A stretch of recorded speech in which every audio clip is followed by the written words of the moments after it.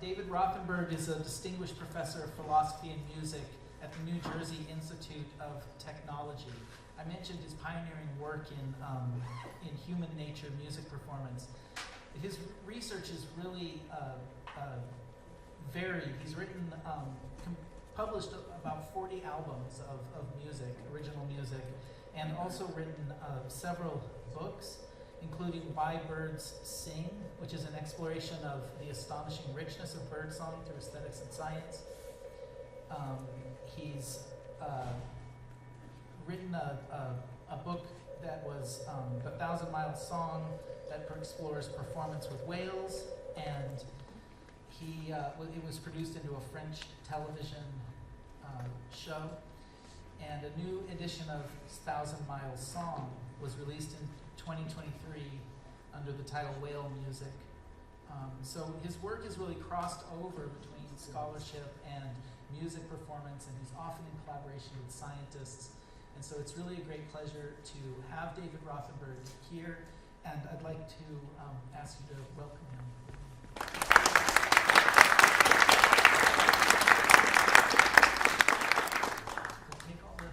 Take the time you need. Okay.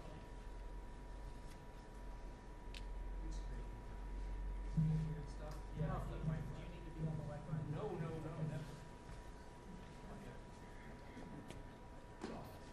Okay. Thank you, Matthew. Thanks, everyone. Come in, take a seat. A lot of space here. Just put on this. Be ready to go.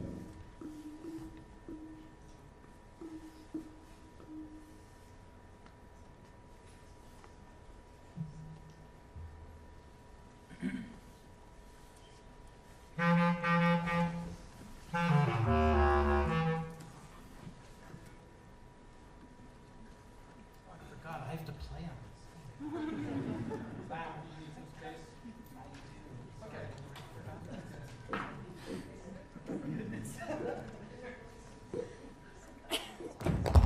Careful. Who did that?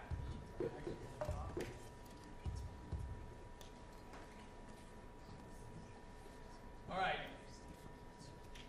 So I'm sometimes called an interspecies musician because I like to play music with musicians who might not be human. I'm going to play you this 3-minute video made during the pandemic about this kind of stuff.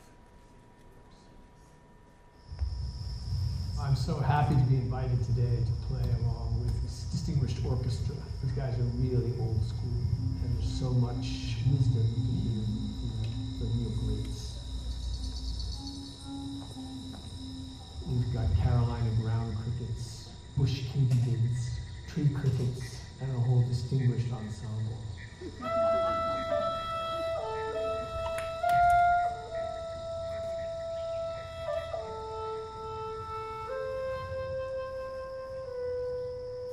I've learned a lot from many musicians I played with: humpback whales in Hawaii, nightingales in Berlin, lyrebirds in Australia, beluga whales in Russia. I figured out over here. This is late August, this is insect time. This is a hydrophone, it's an underwater microphone. It picks up sound underwater. And that can be all kinds of creatures.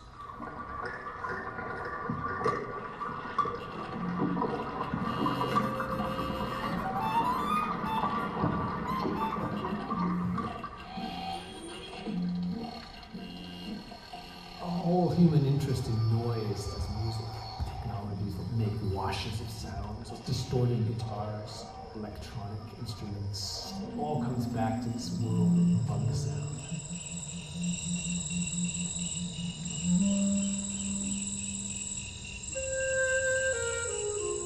Our whole biology and culture evolved in the presence of all this. That might got someone the idea to start having a rhythm, shake something.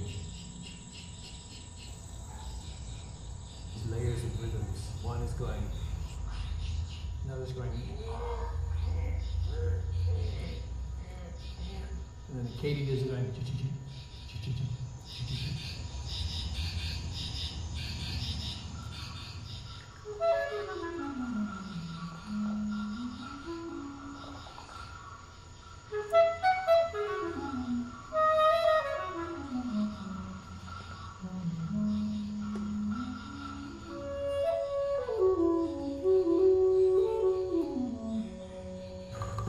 beings on this planet long before there were these more complicated creatures like birds and us. So this is like some of the oldest music you'll ever hear. Bugs are ever distant ancestors. We're hearing some connection to the voice of the ancestors.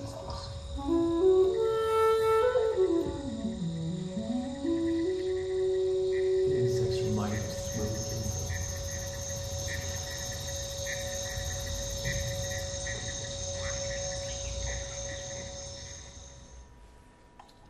Okay, that's the whole story. Right.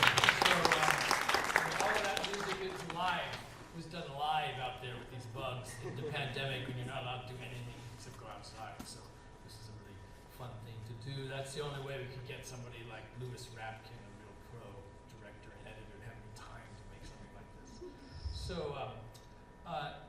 you know, all kinds of animals, once you hear their sound as music, it's immediately more accessible than if you think of it as language, something we might need to translate and don't understand. Because actually we have no idea what music means. We have no idea what it means. People are playing it all the time. What does it actually mean? We don't know. Sounds, maybe happy, sad, chords, rhythms.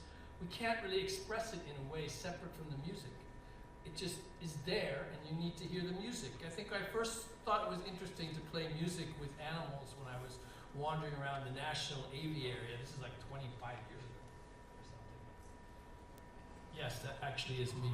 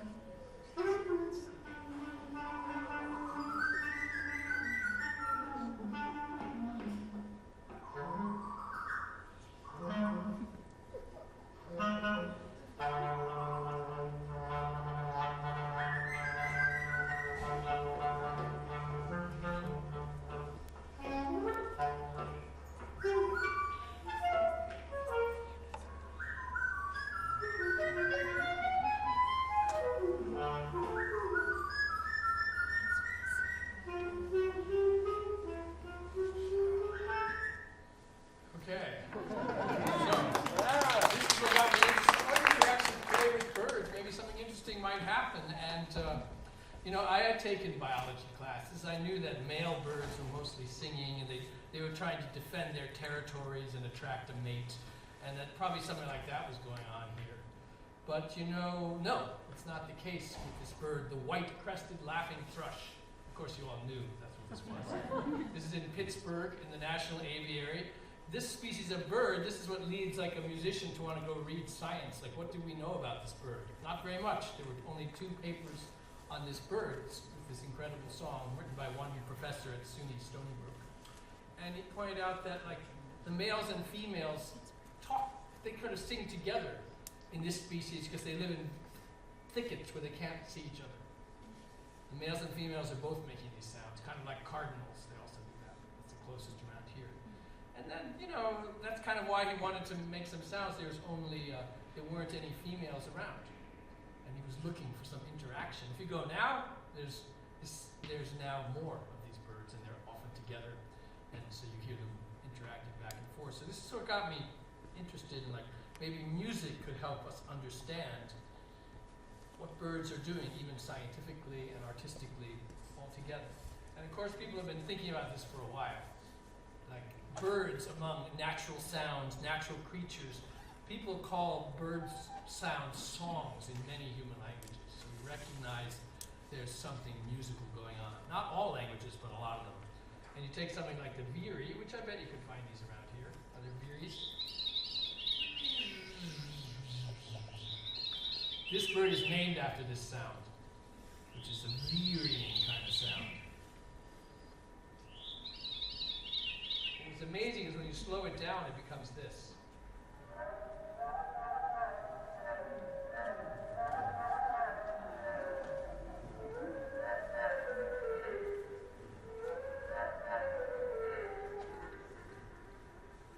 Not only does it sound like a musical phrase, it's phrased like a musical phrase. It has this jazz-like, Miles Davis-y cushioning sound. It sort of swings. Yeah, so I'm not the only one to notice this. People have been struggling to make sense of animal sounds for centuries, to try and write it down. What's going on? There's a famous book from 1907 called The Field Guide to Wild Birds and Their Music by F. Schuyler Matthews. And this book has always been in print. You can find copies of it. And this is how he wrote down the top. He had this drawing and the language and this kind of. How did he do it? He couldn't slow it down in 1907. Could you slow down a recording then? No. Anybody know? I don't think so. Maybe you could on wax cylinders or something. He heard this, wrote it down. The bottom one is from R.H.S. Saunders, the 1950s, another field guide to bird songs. This guy was total like abstract graphic scores and Dadaist ideas like just trying to get it down so people could understand it. You can transcribe it, it's kind of boring.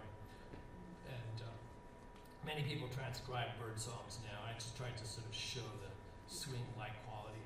But I don't even like looking at this. Is that slowed down? That's me transcribing the slowed down version. Okay. But you could say it's sped up just by saying fast and 6 octaves up or something. And then you have the hermit thrush, it's a more famous bird. A lot of poets wrote about this song being the most beautiful of all bird songs in eastern North America. Thoreau, John Burroughs, even T.S. Eliot wrote about them. And everyone's at a different pitch.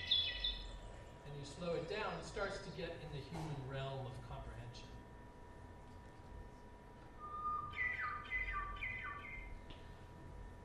Because we know songbirds can hear 5 times faster than we can. And we also know they're really attuned to these songs. Like for the hermit thrush and the veery, their song matters way more to them than it could matter to us. We can hear all this stuff, but when they hear this song, things light up in their brain. You slow down the hermit thrush song, they're not so interested in it. They might still get something out of it. You start to hear this interesting fact about songbirds. They can sing 2 sounds at once, like Tibetan throat singers. Throat singers have to work hard to go, wow. But the songbirds have a syrinx with 2 tubes. They can do this kind of thing. So if you slow it down more, then it became something I really wanted to play along with. And here you have this kind of printout that we also saw very beautifully in Ashman's piece. It's called a sonogram, where you're mapping frequency against time. Scientists use this because they say this is much more objective than any notation or words or anything else. It's like just the machine spews it out. Pitch versus time. If you see like a big solid black line or a solid color, that's like a tone. If it's kind of complicated, it's like a noise. And then the rhythms are more vertical, like dup, dup, dup, dup, dup, dup, dup. So now you're going to learn how to read these things. I'm going to play along with it because when the same hermit thrush song is slowed down even more, it leaves space where you kind of want to join in. So that's what's happening.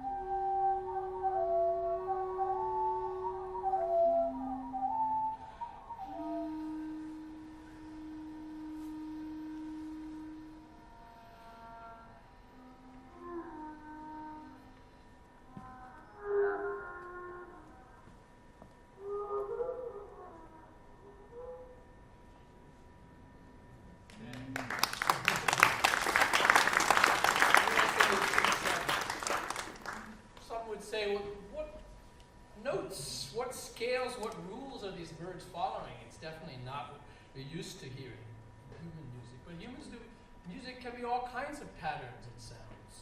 And many musicians have been inspired by Hermit thrushes in particular, including Stephen Nachmanovich, who's out there in the audience. He made an album of violin and electric violin and thrush songs, which was called Hermitage of Thrushes. Exactly, yeah. So clearly our analysis determines he was influenced by the hermit thrush, if that's the name of his album. That's it.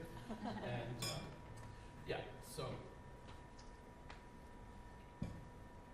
I'm very interested in the struggle to actually visually represent these sounds and constantly trying different forms of visualizing and different software and kind of bending it towards my purposes. This one is made in spectral layers, and I think we're going to hear me playing live with the dawn chorus as visualized by this machine. So this is all live again.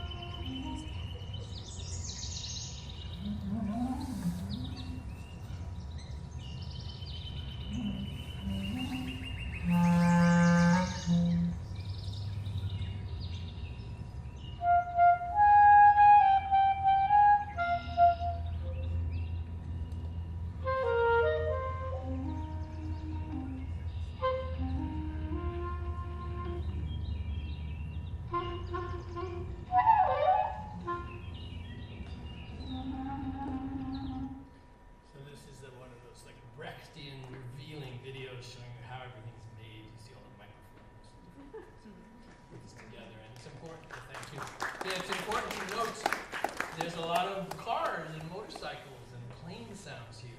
Like humanity and nature exist together.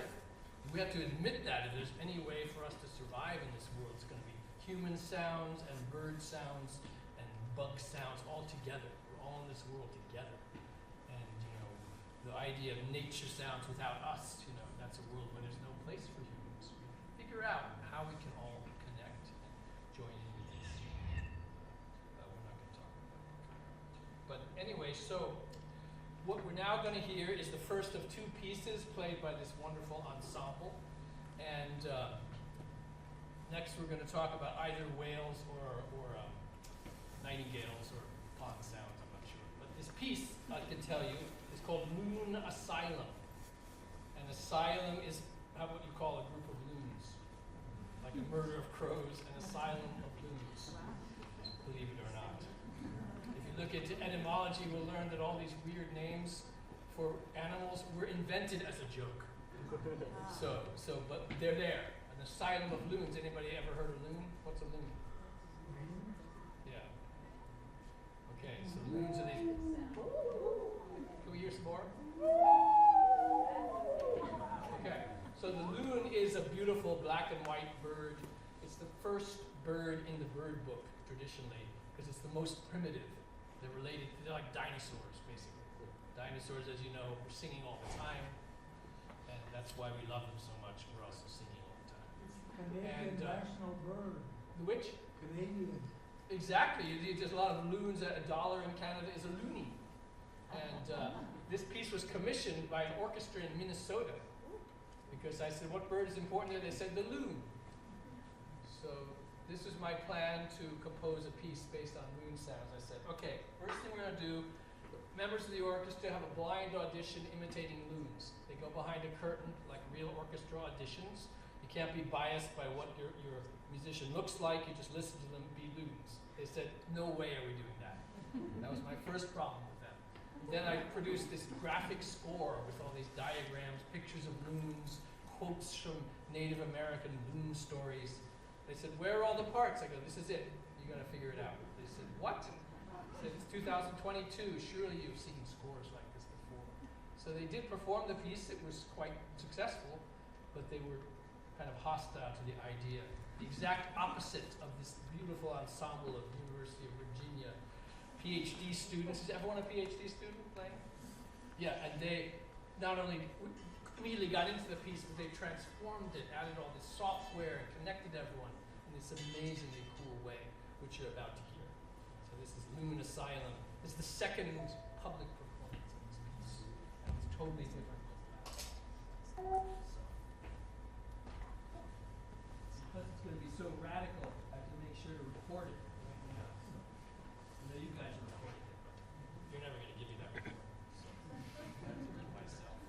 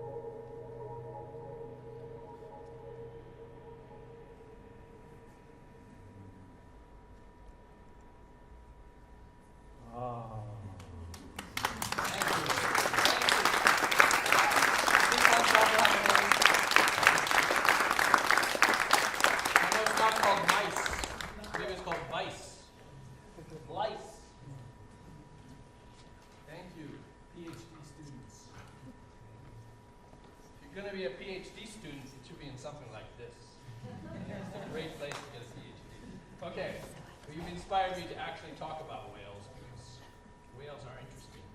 Because humans have always known birds are kind of musical, at least that they make sound. But humans did not know that humpback whales made sound until the 1950s, when the US Navy put all these hydrophones. You've seen some hydrophones today. These hydrophones were developed to listen to enemy submarines. And actually they heard a lot of cool, weird sounds, but they turned out to be mostly made by shrimp whales. And there's even, I've read these 1950 sonar guides that say, biologists tell us these sounds come from whales. We're not sure we believe them. Because the song of the humpback whale is so much like a message, like a code, like it's rhythmic. This is how you play music with that. I'm not responsible for that sound, whatever it is. It's independent. So, yes. I didn't do it. That made that, it just dropped and did that? Okay, good. It dropped. Okay, so you have a hydrophone and an underwater speaker, and you're kind of, these instruments don't go so well getting wet, so you have to be on a boat. And then you can actually play along with whales. And, however, don't do this because it's against the law. The Marine Mammal Protection Act from the 1970s, created by Richard Nixon, probably by an executive order, that he said, like, don't mess with marine mammals, you gotta protect them. So here's what it's like to play with them.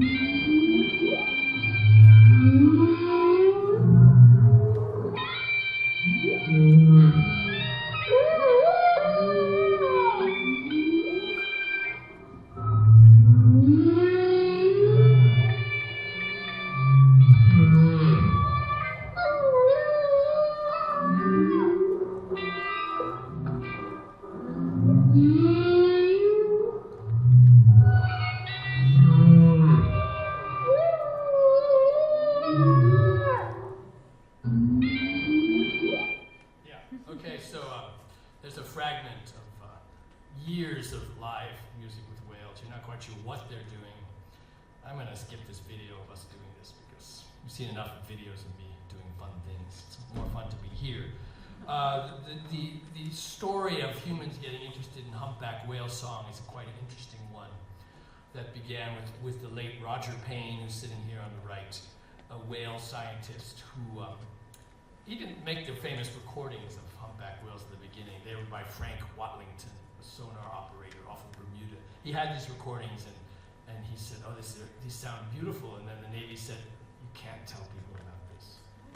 We have to keep this secret. It has to be useful for something that we know whales sing and no one else does. For about 10 years they kept it secret. Then they decided people should really hear it. Anyway, here's what it sounds like on its own with a sonogram.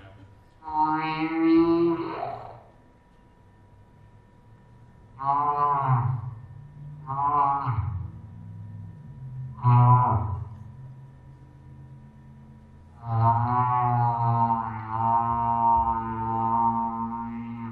often play these sounds to little kids and they say it either sounds like mooing cows or farting or things like that, which is true. But the thing that's most interesting is not each individual but how it's all fit together, how it's all this amazingly structured thing. And that's what we saw here in 1971. Roger Payne and Scott McVeigh, they had a cover story in Science, a famous science journal, and they had this amazing abstract art on the cover, a hand-drawn, hand-traced sonogram of the structure of the song of the humpback whale. Each line is about a minute here, right there. And now that you're an expert, you could sing this score after today. Or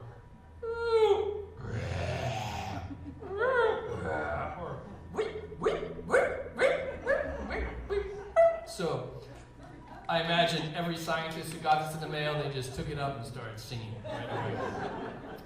The reason they should do that is if they read the paper, they'd find this very interesting sentence. The humpback whales emit a series of surprisingly beautiful sounds, which isn't often seen in scientific papers.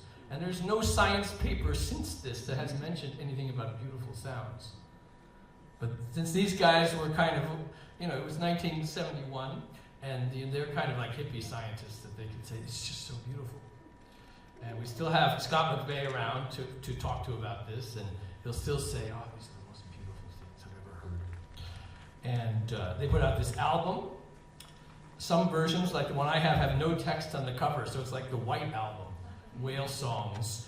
And they put this out once these sounds were declassified, even before the paper came out, including a 48-page big booklet in English, Japanese, and Russian about how beautiful these sounds were. And I mention this because this document was very important for getting people to care about saving whales. That before this record, environmentalists did not pay much attention to whales. And when they heard these songs, this became like an amazing thing. It's like today we love mushrooms, they rule the world, they communicate with each other. Trees are all talking stuff. And so this is our thing. We're in love with mushrooms now. People in 1971 were in love with whales and dolphins. They were these intelligent beings that were going to solve all human problems. And the song, that might be a little facetious what I just said, but definitely it's the song that got people to want to save the whales. Scott McVeigh told me he took a huge box of these records, went to Japan, and played the songs for whaling executives, and they started crying on Japanese TV, saying, we didn't know they could do something so beautiful. And this all led by over the 70s and 1980s, up into 1986, when there's an international moratorium on commercial whaling that a few countries defy, but mostly people are not killing whales, and whales were constantly killed for all manner of things in 1971. But still, I saw this picture and I thought, it's still kind of abstract. People don't really get it. How can we make a better whale music notation? And we could have everyone singing whales, singing whale songs all around the world. So I asked my friend Michael Deal, he's a famous digital designer, to play around with this. I said, just take these recordings, you play with it, don't read anything, make your own notation. So he made these glyphs that were colored for different syllables. He wanted to show that it kind of related to music, put it on a musical staff. We're skipping the static version straight to the video version, and he made this.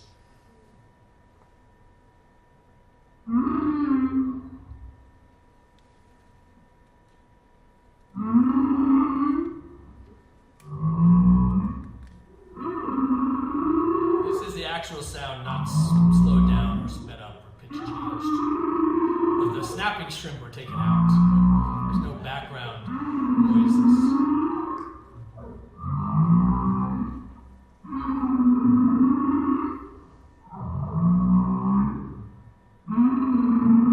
So, this is a little slow for the average human, but you play this for a while, people can sing along with this. And there was one other thing that happened. I would sometimes give talks about this and mention that when sonograms were invented at the end of World War II, scientists said this maybe could help the deaf learn to speak, because they could see sound if you couldn't hear it. And then I said, but that application never really worked. But someone came up to me after a talk and said, I teach music to the deaf in the Dominican Republic.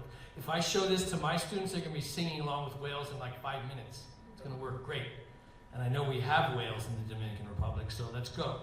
So then I'm skipping to that project here. So we went there and did this interesting project with deaf teenagers singing along with whales who can't hear anything, but they can feel it, and they could understand it from that video.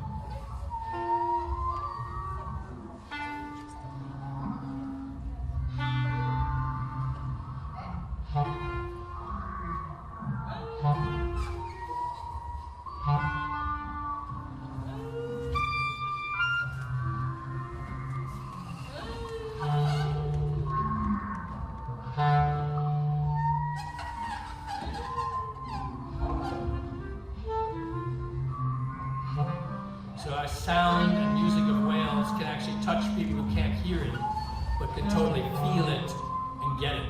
And that's the kind of interesting direction the whole project went. The sea is a little rough for whale music, actually. Some of the parents are about to throw up. Okay, we go back here. So one thing I always wanted to do is I thought this whole whale notation could easily make it into the pages of National Geographic, because they're famous for whale stuff. They once published a whale record in the back 1979, I believe, in one issue. And it turned out this is the largest single pressing of any record in history, even perhaps superseded by Taylor Swift in recent years. 10 million copies were printed at once of a sound page that went in the back. We'd have to ask Taylor how many copies she printed of her latest album. And so they never responded to me for years. They just ignored my pleas until one day I got a call. We need you to do this whale thing by next week. You know, I've been asking you to do this for years. No, we don't know anything about that. None of us has worked here for more than a month. So this is the first version of what we did, turning it into National Geographic material. And they said, you have to play, let's see. You have to play in unison along with the whale. And I want no improvisation, play the exact notes to demonstrate to the skeptics this is music.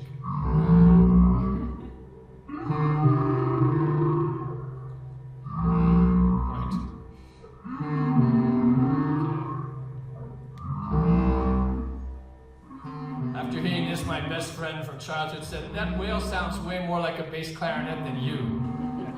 Because he had figured it out. And they had made this great online interactive thing about how this works. And periodically they take away the paywall from this page. Right now anyone can look at it, but sometimes they make you subscribe to go online and see this whole detailed, in your face, why this is musical.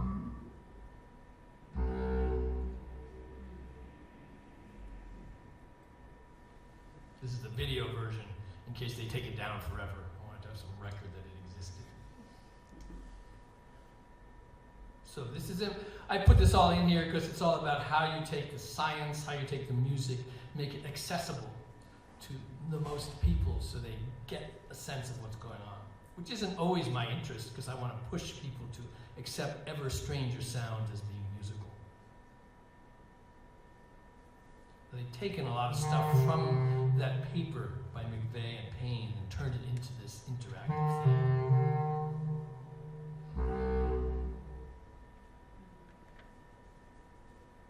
Yeah, it goes on. You can see it. So then,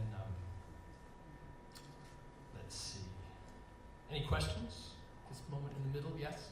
So I noticed it was really repetitive. Mhm. Is that, that's just the way it was? Like they would make the same sound over and over and over again? Or is it an excerpt that's... No, they're very repetitive for a while. The whole line of the original score you saw from Payne and McVeigh, that's like a whole song, like 15, 20 minutes. And so they're going to repeat something for 1 or 2 minutes, theme A, then they go to theme B, then maybe they go back to theme A, like a song. But it's slowed down enough so people might say, this is boring, and yet you can slow down to the speed of a humpback. You can get into it. In fact, sometimes I've done a presentation where it's just an hour of humpback whale singing, people playing with it, because it slows you down. It's perfect in a meditation building like this. And as we know, people love humpback whale songs. That makes some people cry, others calm down. And it's a sound from nature that, on its own, in its actual regular tempo and speed, changes us. But it's accessible to us, which is like what the best music should do, whether it's played by humans or cicadas or snapping shrimp. Like, it changes us if we pay attention to it. And that's one thing that interests me about nightingales, which is a bird I always read about in literature. They don't live in the New World. They just live in Europe. And I read somewhere that Berlin was full of nightingales, but it was a city. How come there are so many nightingales there? Because it's full of bushy places like this. It's not very cleaned up. It's kind of full of thickets. And scientists have been studying them in the Trep Tower Park. They know all these individual birds. And the birds migrate to Africa and come back to the same tree every year for like 7 or 8 years. So we know which ones are good to play music with. That's not what they're interested in. They're trying to figure out who knows this song, who knows this one. Your individual nightingale knows like 150 short phrases. Incidentally, they're kind of like sped up little whale songs. Very strange. Not as repetitive as whales, but a lot of the same balance between noise and texture. And so that got me interested in playing with whales. So here's a little bit of a nightingale. They do sing back and forth. Each male nightingale leaves space for another bird to be there. And when they're competing, they interrupt each other when they've established their territories, they leave space for the other one back and forth. I'm here, you're there, I'm here, you're there. It's like peaceful coexistence. That sound is called the boordy sound. It's the one the females like the most. And one science paper said, if it's so sexy, why doesn't the male just go because that scientist doesn't understand music. You can't use your effects all the time. You have to use them just the right amount of time. Yeah. So these are like little cool phrases. And here it is again. The interesting thing is when a female actually shows up, the males usually choke. They can't sing as well. They get totally flustered, which is, I think is common in the animal world, in the human world. So, okay. I started working with scientists about this. I think I'm going to skip all the scientific stuff you can look at later, because what I really want to do is play along with them. I will talk about one thing that, the paper that I worked on, Tina Roske felt that, who works at the Max Planck Institute of Empirical Aesthetics in Frankfurt, there is such a place. She found it was all too inconclusive, like some birds were random, some were not. She got frustrated by her analysis of thousands of nightingale phrases. It was all like a mess. Another study said, had a different conclusion. There were orderly birds and disorderly birds. What this means is the orderly birds are like composers. This is what you gotta sing in this order, exactly. That means they're going up in the same way. The disorderly ones are some kind of improviser that could do anything at next, And she described them as like kind of a mess, whereas an improvising musician might say, okay, this bird might be a good one to play with because he'd be happy to hear something new and different. But later, Tina, she started to study one part of the song, the rhythms, and she discovered that, the nightingales have swing. That an uneven evenness is necessary for the fast things to be correct. Like that was a big discovery. You could measure the uneven evenness, just like this piece, humans.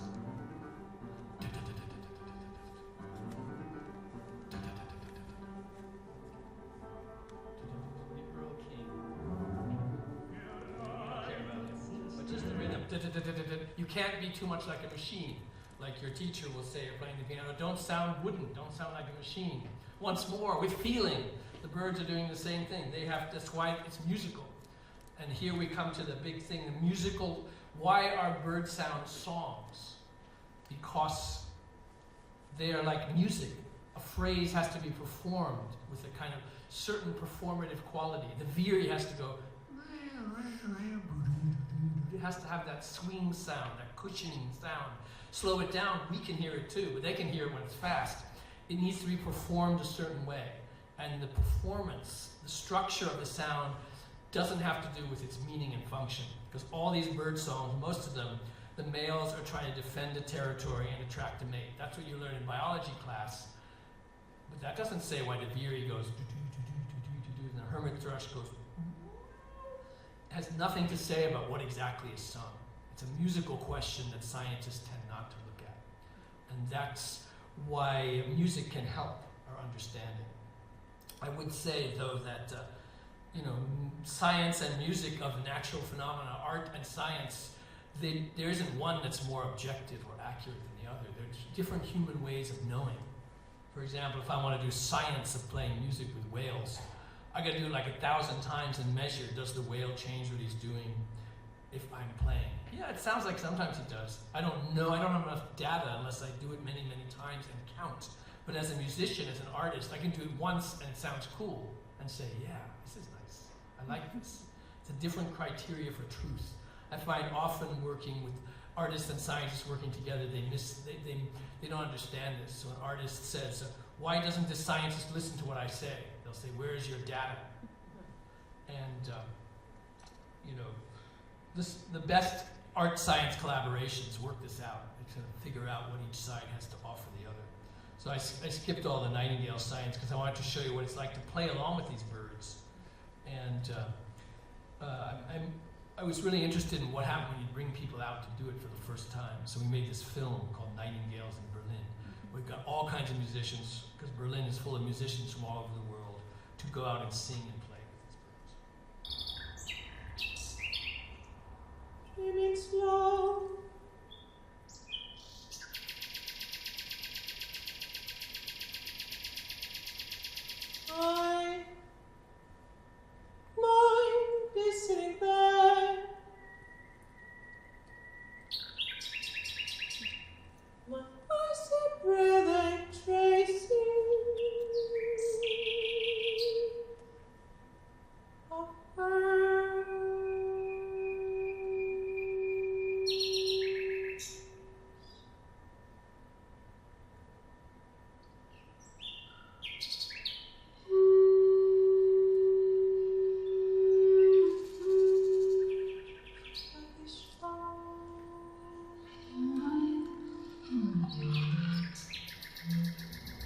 the first time I sang with birds and nightingales in particular. At the end, when you get really into it, you feel like flying, actually. So yeah, the whole film is like a feature documentary, which you can find online, and to really kind of reveal what happens to people when they start making music with this other world of music that's kind of right around us, and we got all kinds of people, and I saw all kinds of transformations. Here's another one. I'll play you one more from it, and then we'll have some stuff.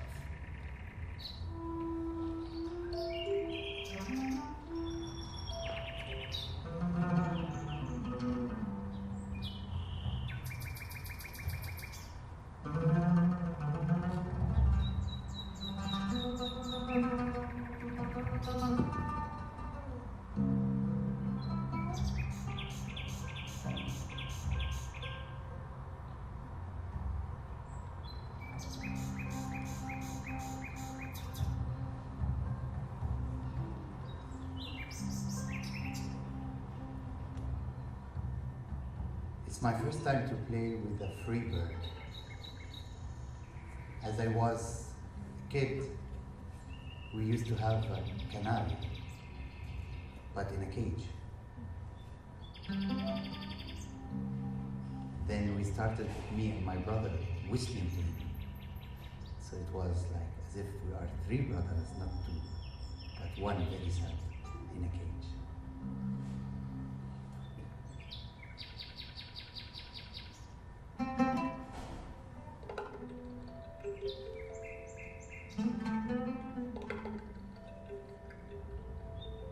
This is a wild sound.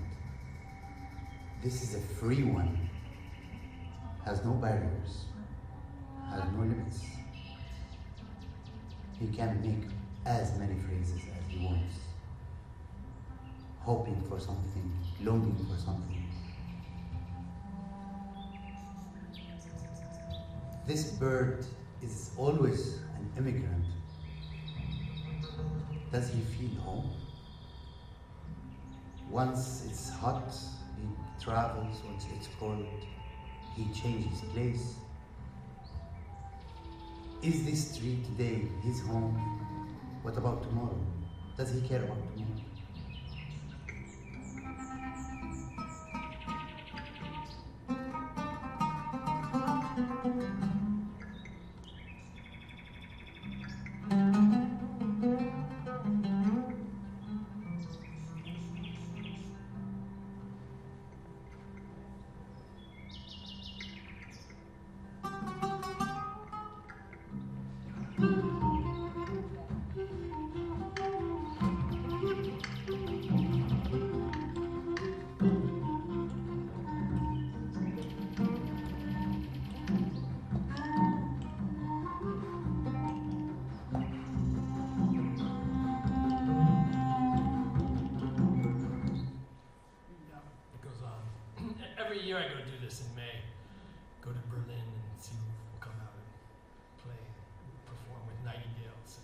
It's always surprising me that everyone didn't do this in Berlin, because there's so many nightingales, and along with the traffic and people and techno parties outside. The birds are all there, like they can handle it. They can get along with people. Okay, now we're going to have our wonderful ensemble come back and do this piece, which is called 6 Paths to Animal Music. It's named after a section of this book, this Nightingales in Berlin book that's sitting over there. By the way, I do have a few copies of different books if anyone's interested in them afterwards. And I wrote the 11 Paths to Animal Music chapter, things you should think about if you actually want to play with animals. Like one of them is like, forget the name of the bird, of the sound you hear. Just like take it in. You don't have to identify it. You know, always leave space, play less than you otherwise would. Really have your own music be transformed by what you said, what you're surrounded with. So I decided to make a musical, illustration of that. It's going to have 11 parts. So far it has 6. We're not done. So these are the 6 parts. No one's ever heard this before. This is the world premiere of 6 Paths to Animal Music. So each section, each like a minute and a half long section, is a different environment. Against my principles in the program, I tell you what they are, so you can see what they are. But one thing that's a quality of each of them is it's not just one creature, not an interaction between one person and one, but a whole environment, kind of natural environment. And what does it mean to musically interact with that? So, hope you enjoy.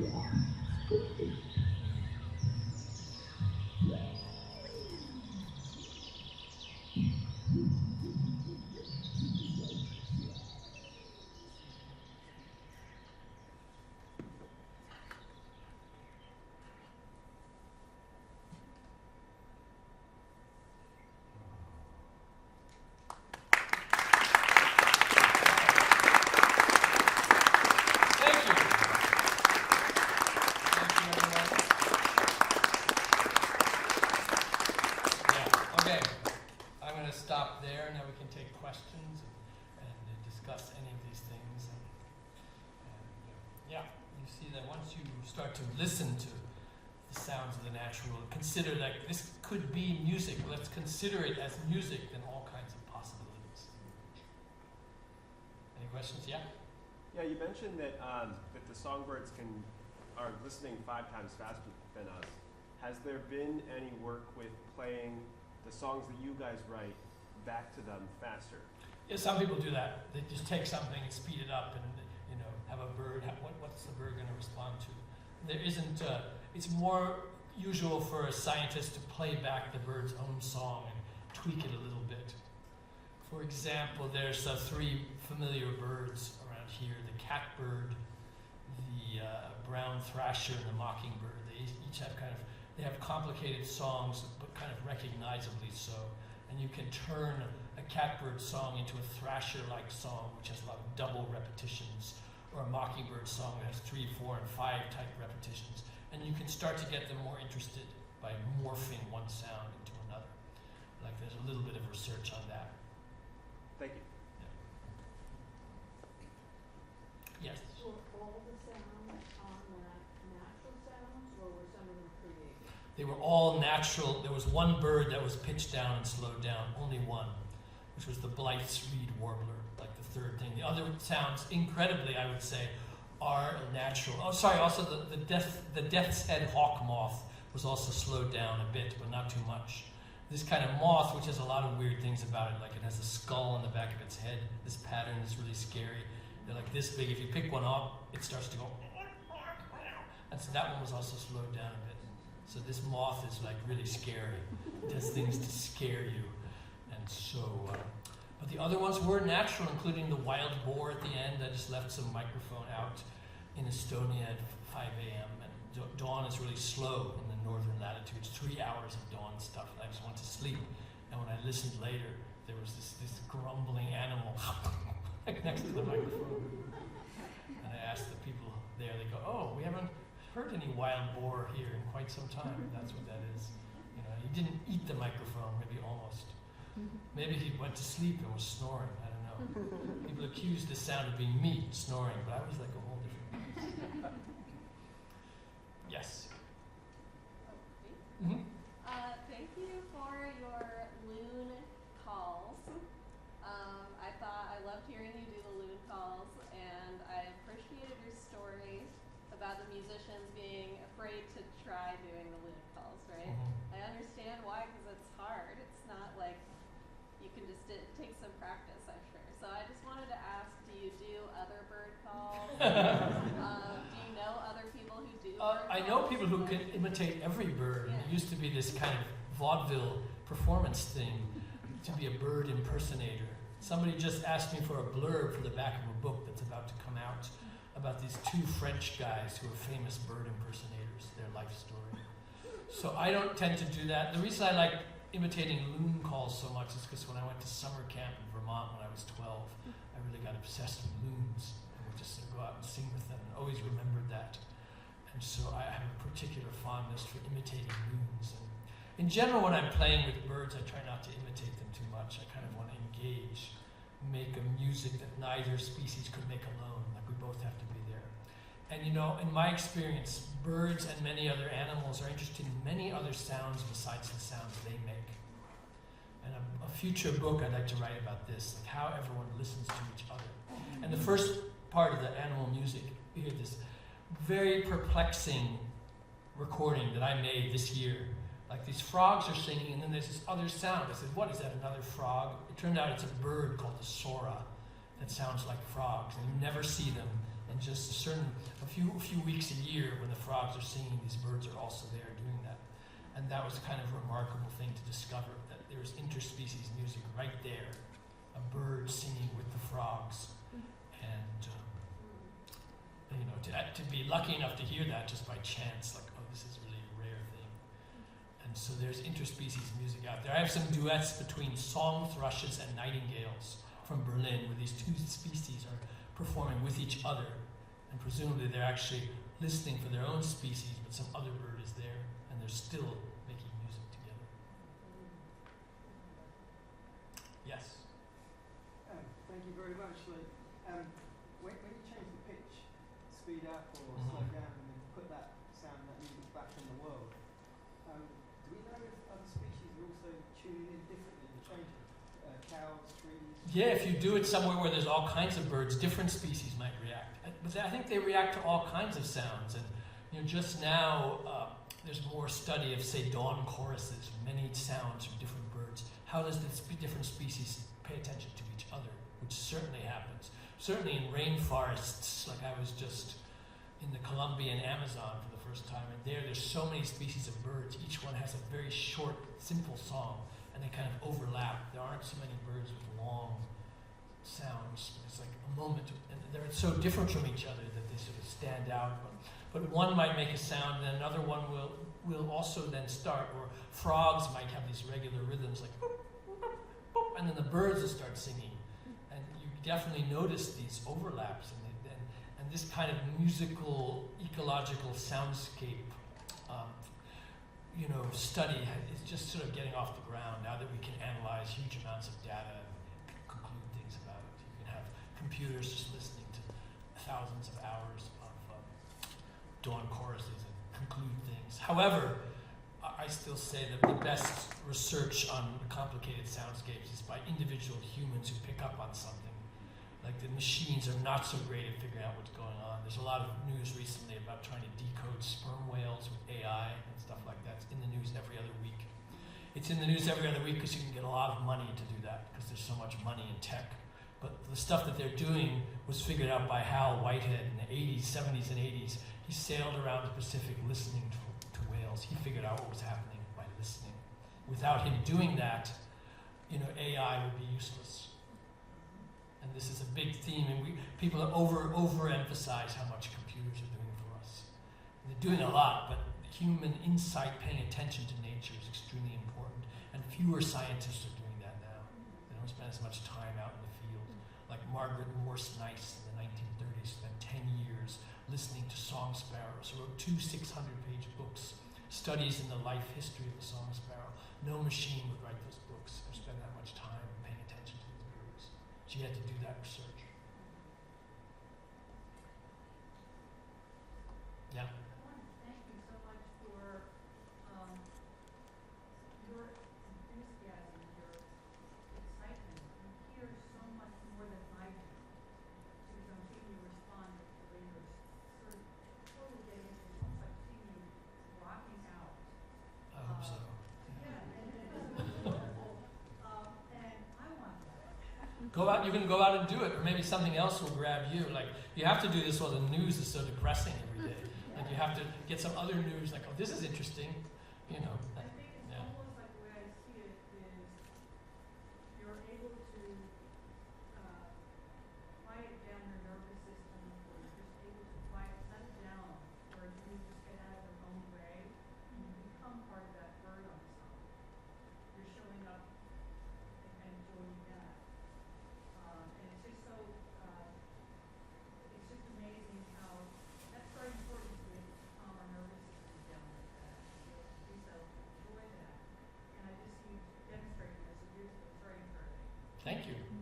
Yeah, but you know, it's not that hard to do if you just take the time for it and like, just go out. There's all this stuff happening. Somebody was telling me here that most mushrooms in the world, we have no idea what they are. Most species of mushroom are unknown. That was an amazing thing to learn. I love learning that we actually don't know everything, and we admit it. Of course, we don't know everything, but to admit it is the first step to like finding our place in the natural world without trashing it and destroying it and blowing it up. If you admit that we don't know everything, then you can learn from what we don't know.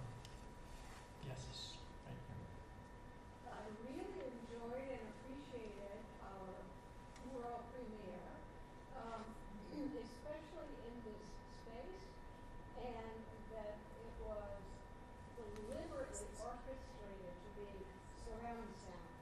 And I could notice shifts in my body when I would hear this, I would hear like, ooh, and then this over here would come in. It was this hemispheric kind of synchronization kind of thing. Wonderful.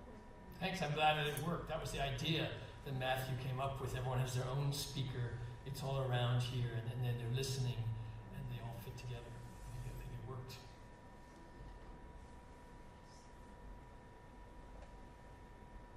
Yes? What are your next big projects? I know you say you're going to Berlin every May. Are you doing that? I'm taking a group to play music with whales in February, Hawaii. I think I'm going to write a book about the dawn chorus and different ways of understanding it and playing different dawn choruses around the world.